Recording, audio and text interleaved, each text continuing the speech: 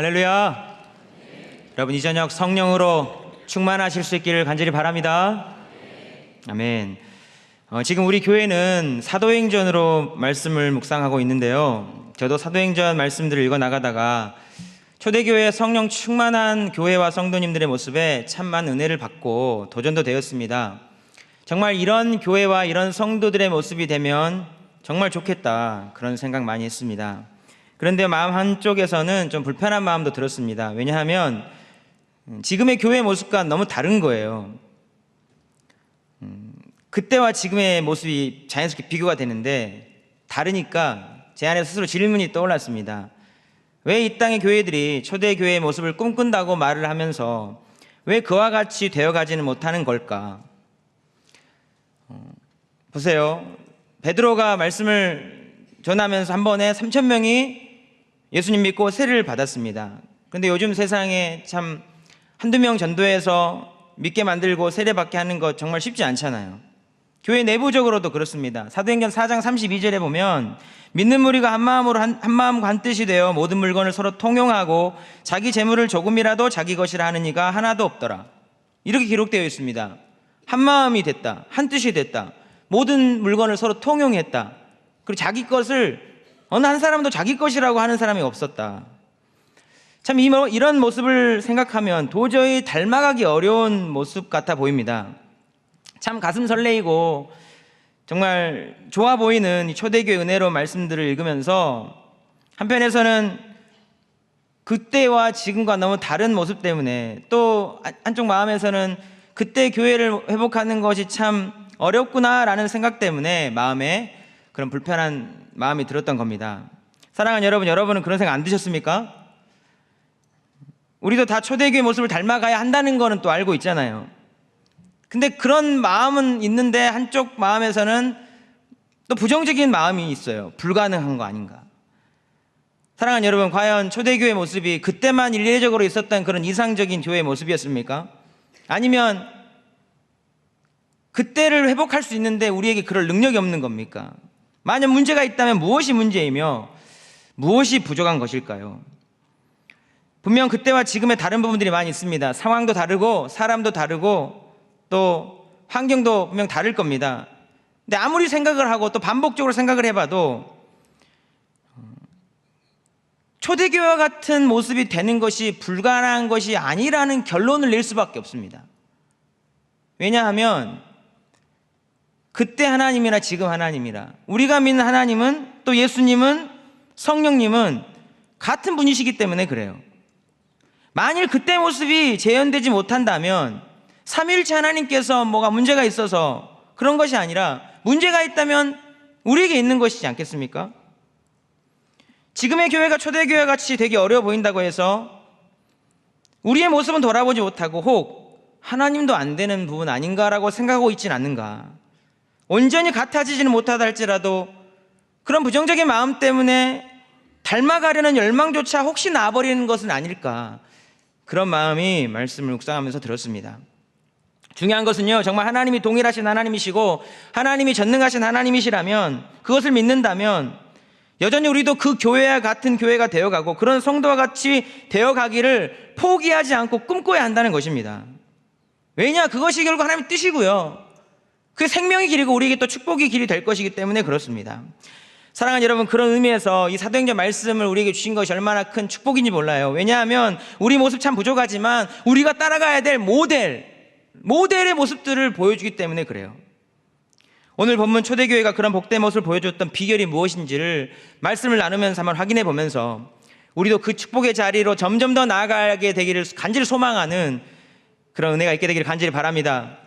오늘 본문은 이에 관해서 두 가지 모델이 되는 모습을 보여주고 있습니다. 그 첫 번째는요, 그들 안에는 하나님의 말씀이 충만했다는 것입니다.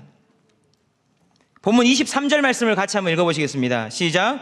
사도들이 노임에 그 동료에게 가서 제사장들과 장로들의 말을 다 알리니, 사도들이 옥에 갇혔다가 풀려난 후 교회에 돌아와서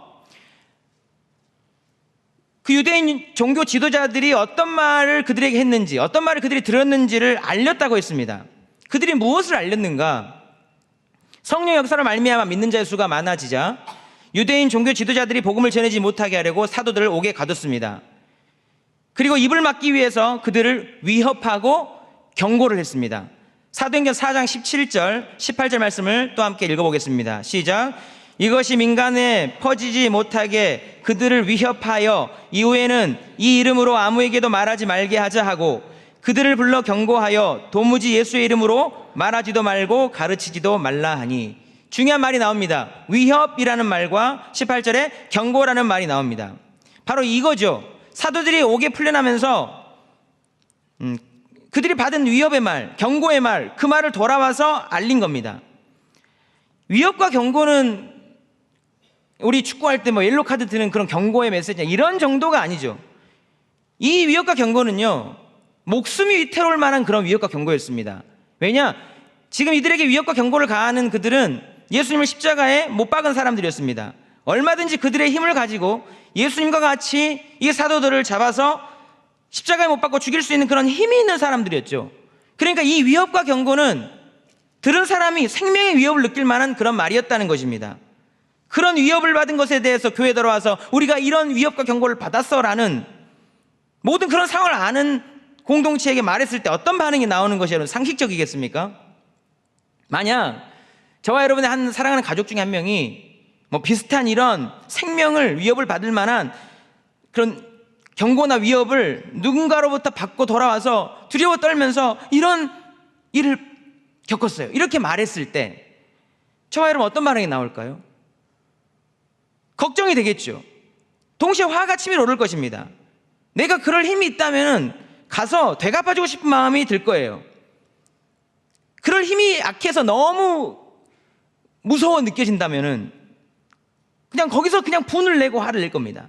그리고 어떤 식으로든지 그 위협을 당한 가족을 향해서 위로하겠죠. 괜찮다고.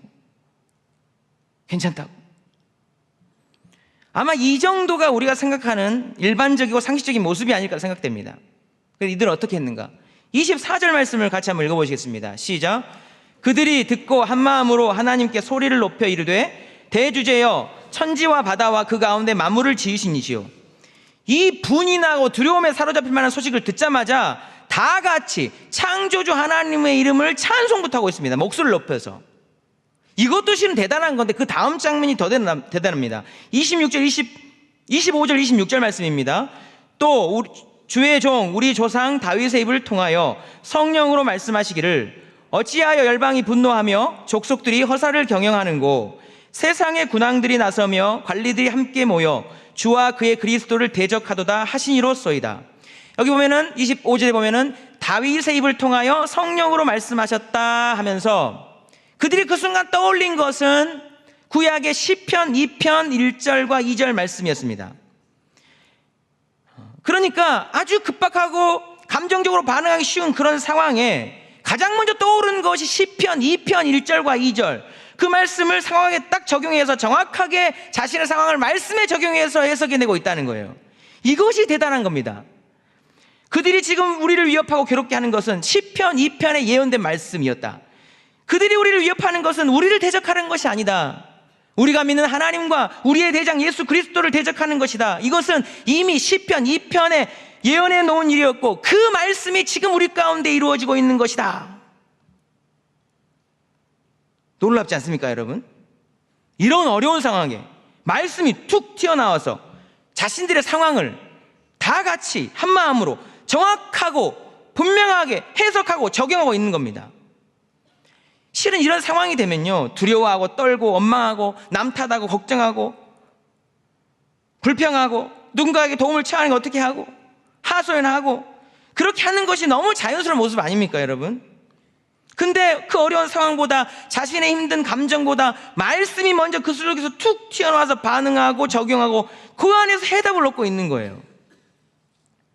어떻게 이렇게 될 수 있는가? 이유는 단순합니다. 그만큼 그들 안에 말씀이 충만했기 때문이에요. 손대면 툭 하고 나올 만큼 말씀이 가득한 겁니다. 항아리에 비유를 들면은 항아리에 뭐가 차 있는데 그 아귀까지 꽉 차 있던 것입니다. 툭 치면은 툭 튀어나올 만큼. 있지도 않은 말씀이 우리 안에 나오기가 쉽지 않아요, 여러분. 바닥에 있는 한두 개의 말씀이 있는데 맞습니다. 성령님께서 그 말씀을 기적적으로 적용시킬 수 있겠지만 쉽지 않습니다. 어떤 상황에, 어려운 상황에 맞부딪혔는데 그 속에서 어떤 말씀이, 저기 숨어있는 어떤 말씀이 툭 튀어나와서 자신의 삶과 해석에서 이런 것이다 이렇게 말할 수 있는 거, 그들 안에 말씀이 충만했던 거예요. 사랑하는 여러분, 우리들의 많은 인생의 문제들이 있는데요, 우리의 모든 문제들은, 대부분의 문제들은 그것이 진짜 문제여서 문제가 아닐 때가 많습니다. 진짜 문제는요, 우리가 그 문제 가운데서 답을 말씀으로 찾지 못하는 거예요. 말씀 가운데서 길을 얻지 못하는 것입니다. 그 말씀으로 말미암아 뚫고 나갈 힘을 얻지 못하는 것이 문제예요, 문제. 사랑하는 여러분, 우리 안에 말씀이 충만할 때에 성령께서 분명히 그 말씀으로 역사하실 줄 믿습니다. 말씀 충만이 곧 성령 충만이에요.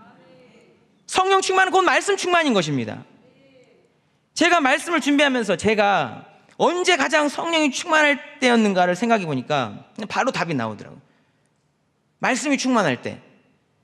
제가 이전에 말씀드린 적이 있는데, 제가 신학대관 3년 동안 성경 연구 기관에서 성경을 배우고 가르치는 사역을 하게 됐습니다. 그 준비하는 그전 2년까지 합쳐서 5년 정도 배우고 연구하면서 끊임없이 제 속에 말씀을 집어넣고 그 제 안에 있는 말씀들을 또 10시간 동안, 일주일에 10시간 정도 가르치면서 또 배우고, 이런 시간을 3년 동안 꾸준히 하다 보니까 자연스럽게 그 기간 동안 툭 치면 말씀이 툭 터져날 만한 그런 말씀이 충만한 그런 시절이 있었습니다. 제 안에 말씀이 가득 차자 그 말씀들이요, 본래 저의 모습이라면 절대 그런 상황에 그렇게 할 수 없을 것이라고 생각하는 모습들이 나오게 만들었습니다. 자연스럽게. 여러분들은 잘 안 믿으실 수도 있겠지만 제가 그렇게 내성적이고 소심하고 말주변도 없고 자존감도 낮고 늘 부끄러움만 타고 살았으며 정말 누군가에게 제 생각을 조일이 있게 앞에서 말해본 적도 별로 없고, 그런 상황이 되면 너무 긴장이 돼서 그렇게 하지 못했던 그런 저였습니다. 그런데 어느 순간 보니까 저도 모르게 사람들 앞에서 목에 이 핏발을 세우면서 이거 믿어야 됩니다라고 성경을 막 가르치고 있는 제 모습을 제가 보고 있더라고요.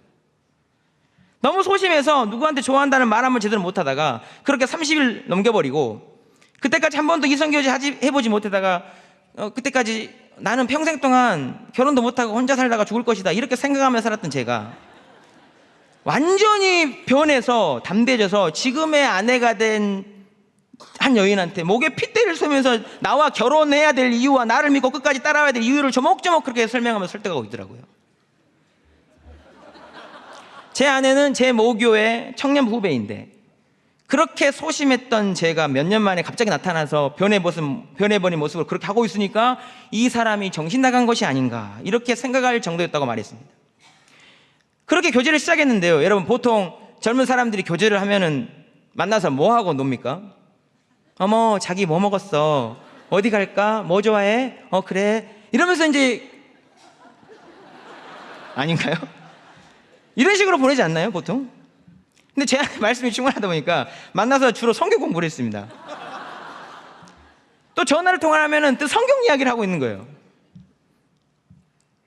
그러다가 성경 맞추기 게임을 하게 되고, 제가 아내가 무작정 성경을 펴서 어느 구절을 읽으면은 제가 이제 그걸 맞추면은 쿠폰을 하나, 소원 들어주기 쿠폰을 하나 얻는 거, 그런 거를 하고, 이제 저는 이제 이쪽에 신학생이니까 만약에 제가 맞추면 하나를 얻고 제가 혹시 틀린다 그러면 그분이 10개를 얻는 그런 게임을 하고 놀았습니다. 매번 그렇게 만날 때, 전화할 때마다. 그러고 제가 그렇게 해서 결혼 전까지 쿠폰 500장 정도 모았습니다. 제가 500장 결혼한 뒤에 정말 하나하나 위기 상황마다 써먹으려고 그렇게 했는데, 결혼하자마자 뭐 부부가 하나인데 네 것이 내 거고 내 것이 네 거다 그러면서 그냥 다 퉁치자해서 다 없어져 버렸습니다. 사람 외적 상황은요, 그때 제가 좋은 게 아니었습니다. 30 넘도록 직장생활 한번 제대로 하지 못하고 뭐 돈도 하나도 없지, 그래 신학 공부한다고 하면서 집에 늘 손 벌려야 되지, 신대원 3학년까지 제가 전도사를 안 나가고 신학 그래도 1년은 교육전사 해야 된다 그래서 3학년 때 이력서를 냈는데 10곳에 이력서를 넣었는데 아무 데도 받아주지 않았습니다. 아무 데도 연락도 안 줬어요. 막판에 정말 서울 중화동에 있는 작은 교회에서 불러주셔서 소년부를 겨우 맡았는데, 그런 상황만 보면요, 마음이 좋을 수가 없는 거죠. 패배감에 사로잡히기 쉽고, 그죠? 이력서를 냈는데 연락이라도 줘서 이렇게 해야 될 텐데 연락도 안 주면서 그냥 나는 아무도 쓸데가 없는 거구나, 그런 생각을 할 만한 충분한 그 어려운 상황들이었는데, 제 안에 말씀이 충만하고 그냥 행복하니까 그런 상황에 아무런 문제가 안 됐어요. 작은 교회 갔는데 감사하다. 그리고 제 마음 가운데 한 명을 만나도 나를 만나는 것이 축복이다, 나를 만나는 사람이 복을 얻을 것이다, 이런 말씀이 가득 차 있는 담대한 마음으로 말씀을 가르치고 막 전화가니까 정말 놀랍게도 그 4, 5, 6학년 1년 했는데 애들이 막 몰려와가지고 1년 지난 다음에 원래 2년 동안 교육전사 하기로 했는데 목사님이 오셔갖고 두 분 사모님이랑 오셔갖고 제발 좀 전임으로 좀 남아달라고, 저에게 또 그런 일이 있더라고요. 어쨌든 외적인 상황이야. 그렇지만 제 마음, 제가 그때 충분해서 제 마음은 제가 알죠. 그렇게 소심했던 제가 외적 상황이나 조건이 좋아서 그랬던 것이 아니고, 상황은 별로 안 좋은데 제 안에 충만한 말씀, 그 소리는 성령 충만함의 기쁨, 그 소리는 감사, 사명감, 충만함, 그것들이 내 안에 가득 차서 모든 상황 가운데 담대하게 그렇게 뭔가를 하는 모습으로 나타나더라는 것입니다. 사랑하는 여러분, 우리 안에 말씀이 충만할 때에 그것은 분명 성령의 충만함으로 연결되고, 상황이 아무리 어렵고 힘들더라도 우리 안에 말씀이 충만할 때에 우리는 그 말씀을 인해서 결국 승리하며 하나님께 영광 올려드리며 나아가게 될 줄 믿습니다. 그렇기 때문에 지속적으로 영혼의 그릇에 하나님의 말씀을 채워넣는 것이 얼마나 영적으로 중요한지 모릅니다. 인내로 심어야 되는 거예요. 매끼 밥 먹듯 먹어야 되는 거예요.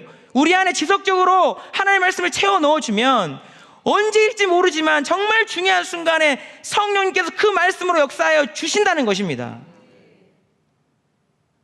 정말 중요한 순간에 우리의 감정보다, 상황보다 그 말씀이 먼저 나와서, 오늘 초대교회 이 성도들이 보여줬던 모습처럼 위협받는 것, 아주 경고를 받는 목숨이 이태를 만한 그런 두려움이 몰려오는 그런 상황이라 할지라도 분명히 담대하게 승리하며 하나님 바라보며 나아가게 해주실 줄 믿습니다. 이런 성령 충만한 성도와 교회 될 수 있게 되기를 주님의 이름으로 축복합니다. 오늘 본문에서 보여주는 두 번째 모델이 되는 모습은요, 그들은 이 받은 말씀을 가지고 즉시 뜨거운 기도의 자리로 나아갔다는 겁니다. 조금 전 초대교회 공동체는 생명의 위협을 받을 만한 그런 어려운 상황에 대한 이야기를 전해 듣고요, 바로 말씀으로 자신의 삶을 해석해냈습니다. 이것도 대단한 모습이었죠. 그런데 그들은 여기서 그치지 않았어요.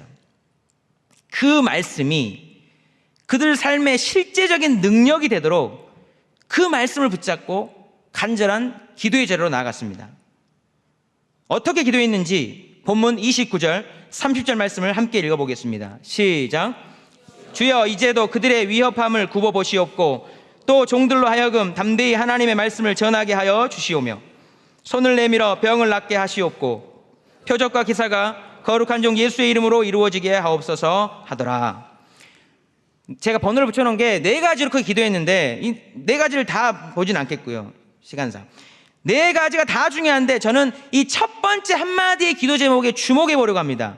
제일 먼저 했으니까 가장 중요하기도 하고 또 시급하기도 했기 때문에 그렇겠죠. 뭐라고 기도했는가? 주여, 이제도 그들의 위협함을 굽어 보시옵고, 이렇게 기도했습니다. 방금 그들은 아주 위협과 경고를 받은 어려운 상황에 말씀이 먼저 나와서 말씀으로 자신의 삶을 해석해냈습니다.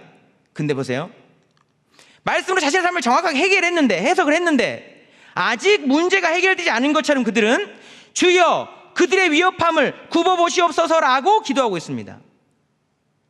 문제가 해결된 것 같은데 말씀이 적용됐기 때문에 거기서 끝난 게 아니고 그 문제를 다시 들춰내서 기도를 하고 있는 거예요. 왜일까요, 여러분? 말씀을 떠올려 주셨고 말씀으로 자신의 삶을 해석하도록 해주셨지만 그들은 여전히 현실적으로, 감정적으로, 그 죽음의 위협 앞에서 상황적으로 두려움이 몰려오고 있었다는 거예요. 그 받은 말씀이 실제로 그들에게 찾아오는 두려움, 위협, 경고, 그 압박과 어려운 상황들을 이겨내어서 평안한 가운데 담대하게 흔들림 없이 사명을 감당할 능력이 아직 되지 못했다는 것입니다. 기도의 내용을 보면 더욱 그렇습니다. 그들은 그들의 위협함을 굽어봐달라고 기도했죠.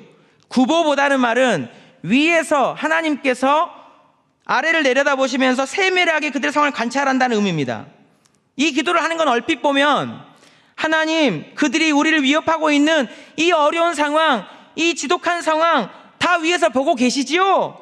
제발 그들을 심판해 주세요 라고 청원하는 기도 같습니다, 겉으로 보면. 그런데 그런 기도가 아니었습니다. 왜냐? 그들은 이미 하나님께서 이 모든 상황을 굽어오고 있다는 사실도 알고 있고 그걸 느끼고 있습니다. 그 하나님이 분명히 이 상황을 그대로 두지 않고 심판할 것 심판하고 구원할 건 구원할 것이라는 것도 알고 있습니다.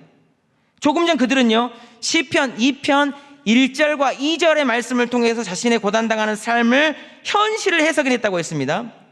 보세요. 이런 엄청나게 감정적으로 어려운 상황이 어려운 그런 현실인데, 그 상황에 성경의 많고 많은 말씀들 중에 시편 2편 1절과 2절이 바로 떠올라서 해석이 됐다는 것은 시편 2편 1절과 2절만 알고 있었다는 것이 아닙니다. 시편 2편의 그 메시아 시편 전체 메시지가 뭔지를 꿰고 있었다는 거예요. 시편 2편 4절 말씀을 보면요, 이런 말씀이 나와 있습니다. 하늘에 계신 이가 웃으시며 주께서 그들을 비웃으시리로다. 1, 2절 다음 절에 하늘에 계신 이가 웃으시며, 하늘에 계신 하나님이 그 모든 광경을 보고, 하늘에 계신 하나님이 아래를 굽어보시면서 모든 광경을 보시고 그것을 보시고 비웃는다고, 가소롭다고, 웃기다고 하고 있다는 것까지 다 알고 있었다는 거예요. 그걸 다 알고 있는데 왜 주여 이제도 그들의 위협함을 굽어보시옵소서라고 기도하겠습니까? 그들이 받은 말씀을 이해하고 지식적으로 알고 있는 것과 그 말씀이 진짜 그들 안에서 능력으로 역사하는 것은 다른 것이기 때문에 그렇습니다. 받은 말씀이 체험적으로 믿어져서 그런 위협과 경고의 어려움이 있다 해도 그 크신 위에서 굽어보시는 하나님을 신뢰하면서 전혀 흔들림 없이 평안하고 담대할 수 있는 그런 그 말씀이 능력이 되는 과정이 필요했기 때문에 그들은 바로 그 말씀을 붙잡고 뜨거운 기도의 자리로 나아갔던 거예요. 그것이 말씀을 붙잡고 기도하는 것을 통해서만 가능한 것임을 알았기 때문에 그들은 즉시 말씀을 붙잡고 기도의 자리로 나갔던 것입니다. 이들의 모습을 통해서 알 수 있는 것이 있습니다. 기도가 무엇인가? 여러 정의들을 내릴 수 있지만 오늘 본문의 말씀을 통해서 기도란 말씀이 실제적인 능력이 되도록 역사하는 비결이다. 기록된 말씀이, 내가 받은 말씀이 내 안에서 살아 역사하시게 만드는 힘이라는 것입니다. 우리 어떤 상황과 하나님의 말씀이 딱 부딪힐 때가 있어요. 그 말씀을 듣고 그냥 끝내버릴 수도 있습니다. 능력이 안 생깁니다. 그 말씀을 붙잡고 간절히 기도할 이유가 여기 있는 것입니다. 사랑하는 여러분, 우리가 주신 말씀, 받은 말씀을 붙잡고 간절히 기도하며 나아갈 때에 성령님은 말씀과 기도 가운데 역사하사 그 말씀 우리 안에서 분명히 살아 역사하시는 하나님의 능력의 말씀이 되게 해주실 줄 믿으실 수 있기를 간절히 바랍니다.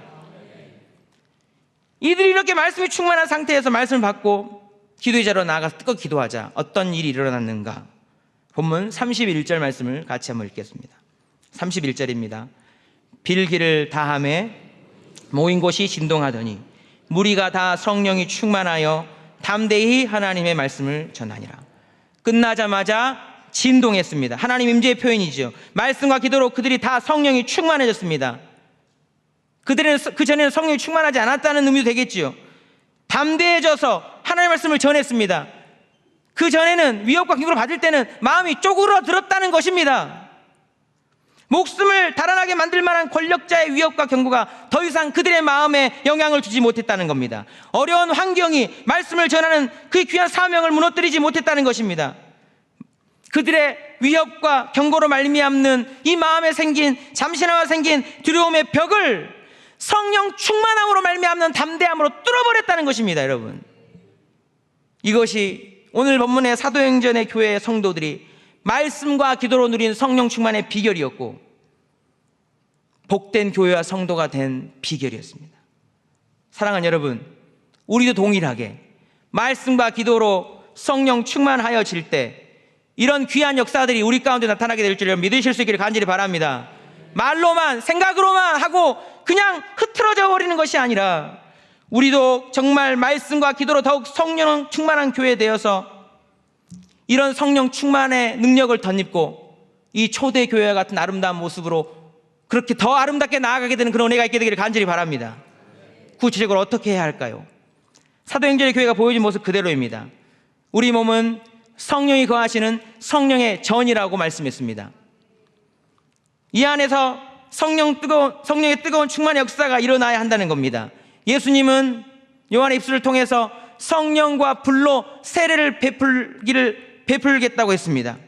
예수님은 내가 이 땅에 불을 던지러 왔다고 그랬습니다. 이것이 최고의 소망이라고 하셨습니다. 성령이 전이 우리 안에서 뜨거운 성령의 불길이 타오르기를 원하신다는 겁니다. 왜 우리 안에도 말씀과 기도가 있는데 성령 충만하지 못할까요? 우리도 말씀 우리 속에 집어넣고 기도도 하잖아요. 그런데 왜 성령 충만하지 못할 때가 더 많이 있습니까? 우리 안에 불씨가 있어요. 다 성령이 계시잖아요. 그것을 꺼버리는 이 사단과 세상의 육신적인 힘이 더 빠르고 급박하게 우리 안에 들어오기 때문에 그래요. 우리가 말씀을 채우는 시간과 양보다 그것을 붙잡고 간절히 기도하는 그 강도와 뜨거움과 열정과 시간보다 세상은 이 불이 타지 못하도록 지속적으로 끊임없이 우리 안에 소화기를 뿌려대는 거예요. 시련, 염려, 재물, 향락, 온갖 육신적인 것들을 통해서 24시간 매 순간마다 이 안에 불을 끄려고 소화기를 뿌려대는 겁니다. 이런 상황을 이겨내야 되는 거예요. 그걸 못하는 거예요. 어떻게 하는가? 단순합니다. 이 불을 못 끄게 만들면 되는 거예요.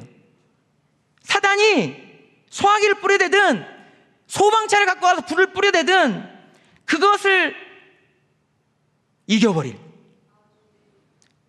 더 큰 불을 일으키면 된다는 것입니다. 여러분, 소방차가 와도 소방차를 태워버릴 그런 불이 있으면 된다는 거예요. 오늘 본문의 성도들이 그랬잖아요.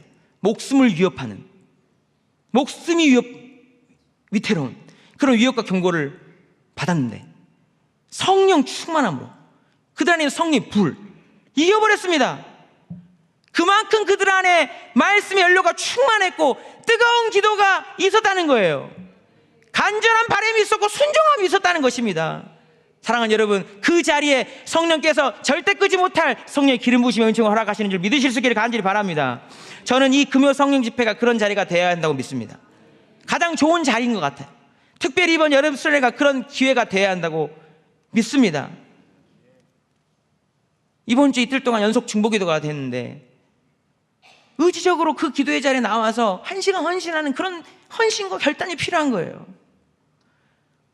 이런 시간들을 통해서 우리가 성령으로 충만하고 뜨겁게 불타오르도록 연료를 집어넣고 불태우는 그런 열정의 기도가 필요한 겁니다. 기회를 잡아야 돼요. 저기 보시면 오직 믿음으로 살리라, 여름 수련회 주제가 선포됐고 어떤 말씀으로 우리가 이번 수련회 은혜를 받을지를 선포해 주셨습니다. 다 수련회에 참여한다고 똑같은 성령 충만의 은혜를 받는가? 그게 아니죠. 우리 영혼이 준비된 만큼 같은 양의 말씀이 들어오더라도 어떤 분에게는 길거리에 땔감과 같은 그런 작은 연료밖에 안 될 수밖에 없지만 어떤 분에게는 그것이 원자탄의 연료가 되는 그런 엄청난 파괴력을 가진 충만한 연료로 쓰임받을 수가 있다는 것입니다. 내 안에 어떤 준비를 하고 있는가? 말씀이 들어오는 순간 우리 안에 얼마나 빨리 말씀이 들어오는 순간 휙 나가버리는지 몰라요. 정말 신기하게 나가버립니다. 이렇게 예배 드리고 나가면 또 나가버리고 너무 자연스러운데 그러지 못하도록 준비를 해야 되는 것입니다. 제가 여러분께 정말 간절한 마음으로 좀 숙제를 드리고 싶습니다. 여름 수련회가 한 4-50일 남았나요? 로마서 16장입니다. 하루에 한 번씩만 16장을 읽어도 여러분 이 수련회 전까지 50번 읽을 수 있습니다. 50번. 정말 오늘을 삼하는 마음으로 매일 한 번씩 아니면 절반씩이라도 이 기간 로마서를 반복적으로 읽어오세요. 분명히 목사님께서 한마디 한마디 던질 때마다 그 말씀이 그때 땔감이 아니라 이 원자탄의 연료와 같은 그런 기름 부으심의 은총을 경험하게 될 겁니다. 그렇게 준비를 하는 거예요. 기도도 그렇습니다. 여러분 정말 한 번 하더라도 말씀 붙잡고 정말 간절히 뜨겁게 기도해야 됩니다. 오늘 보면 4절에 보시면 이들이 기도하는 모습을 보세요. 4장에 보면 주여 이제도 그들의 위협함을 굽어보시옵고 라고 기도했습니다. 시작이 주여입니다. 저는 이런 급박한 상황, 간절한 상황에 이들이 주여 주여 이를 기도했지 않았을 거라고 생각이 들어요. 너무 간절하고 너무 하나님 은혜가 필요한데 주여 이렇게 하겠습니까? 주여 막 이렇게 하지 않겠습니까 여러분?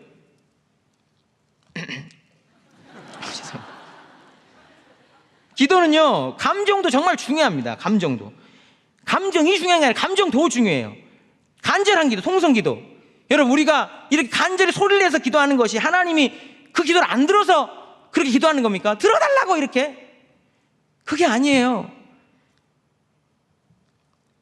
이 기도는요 하나님 들으라고 하는 기도가 아니라 우리 영혼을 깨우는 기도입니다. 절박하고 간절한데 소리 지르지 않는 것이 더 이상하잖아요. 그런 마음으로 간절히 기도하는 겁니다. 그리고 잘 보십시오 여러분. 조용히 기도하는 게 집중이 잘 됩니까? 소리를 내고 크게 부르짖으면서 기도하는 것이 집중이 더 잘 됩니까? 어떤 사람은 조용히 기도하는 거 집중이 잘 된다고 해서 옆에 사람이 조금 소리를 내면 엄청 싫어하시는 분들 계시는데 그런 자리도 필요한데요, 이런 자리에서는요 정말 간절히 크게 소리치는 것이 집중이 더 잘 되는 거예요. 옆에 사람이 기도의 소리가 나에 거슬려서 내가 집중이 안 된다 그러면 그 사람은 더 크게 해야 되는 거죠. 집중하면서 우리의 마음을 드리는 겁니다. 여러분 또 한 사람의 그 성령 충만한 뜨거운 기도가 얼마나 큰 전염의 역사가 있는지, 파급 효과가 있는지 저는 이거 수련회 때 너무 많이 경험했습니다. 제가 청년부 수련회 때 이제 수련회가 다 끝난 다음에 어떤 자매가 간증하는 거 봤어요. 어떤 자매가 제가 아버지 이러면서 기도하는 순간 너무 기도가 안 되는데 그때부터 기도가 빵 터졌다는 겁니다.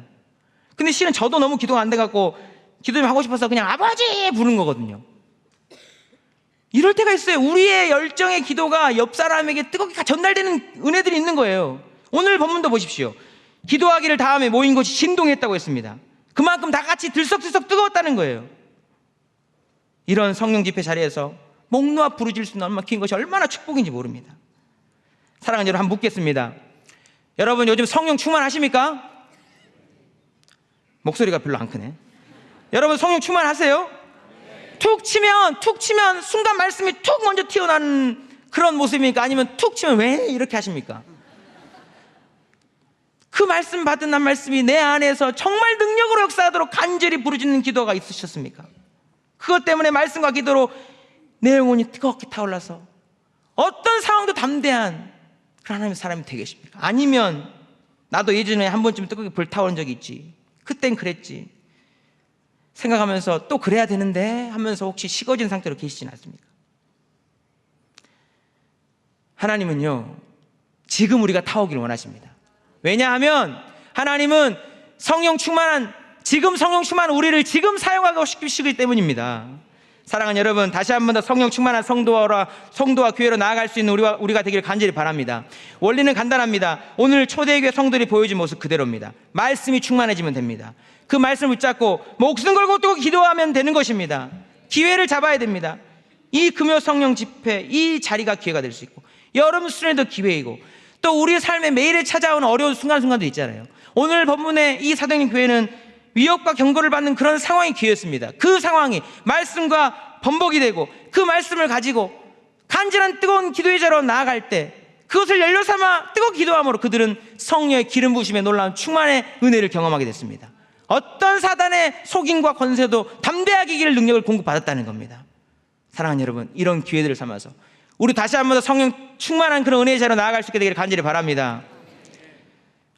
어떤 상황이 올 때 무엇보다도 말씀이 툭 튀어나와서 말씀으로 삶을 적용하고 해석하는 그런 성도, 그런 교회, 그 말씀이 실제의 능력이 되도록 말씀 붙잡고 뜨겁게 기도함으로 그 능력을 경험하는 성도와 교회, 그런 성령 충만한 성도와 교회 되어서 하나님께 귀 쓰임 받는 우리 모두가, 우리 교회가 될 수 있게 되기를 주님의 이름으로 축복합니다.